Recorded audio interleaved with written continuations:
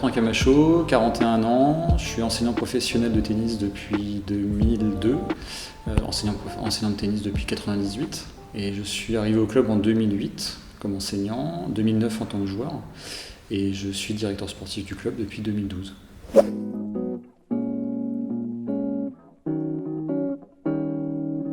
On partait en vacances avec mes grands-parents où en fait mon grand-père louait des terrains, on jouait avec mes frères et lui en fait quasiment tous les jours. Et du coup, alors même si je ne me suis pas mis tout de suite, après ça m'a donné envie de revenir au tennis quand mes frères aussi ont basculé vers le tennis.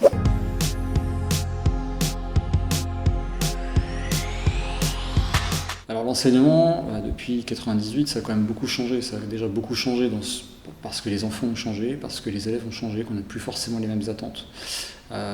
Mais voilà, aujourd'hui l'enseignement, c'est plutôt essayer de créer des conditions pour que les élèves, l'enfant, développe son propre jeu, sa propre façon de jouer, trouve lui-même les solutions, qu'on ne lui apporte pas les solutions toutes faites, mais qu'il soit lui actif dans le processus pour justement trouver les solutions.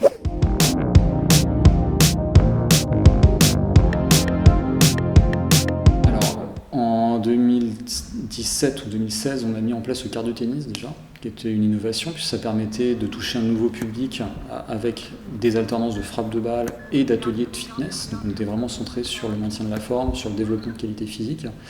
Ça a été rejoint en 2019 avec le programme Tennis et Forme, qui est rentré dans le dispositif Prescriform, c'est-à-dire qu'aujourd'hui, un médecin peut prescrire une activité à un patient et nous envoyer le patient pour faire des séances chez nous en fait tout simplement. On a mis en place en 2018 aussi, septembre 2018, la Louvre Tennis Academy, qui est un système pédagogique particulier au club. On a mis en place des groupes de niveau représentés par des animaux pour simplement que les enfants puissent se reconnaître plus facilement, puissent reconnaître leur niveau, puissent avoir l'idée plus facilement de quels objectifs avoir, quelle progression ils vont avoir en fait.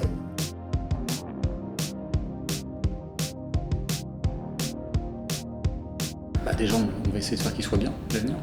La deuxième chose, on va essayer de développer déjà ce qu'on fait depuis quelques années, le pôle compétition, notamment chez les jeunes. On a remis en place depuis l'année dernière une structure compétition où les enfants viennent 3 fois dans la semaine avec 3 heures de tennis, 1 heure de préparation physique, même si la préparation physique se fait sur le terrain et avec la raquette.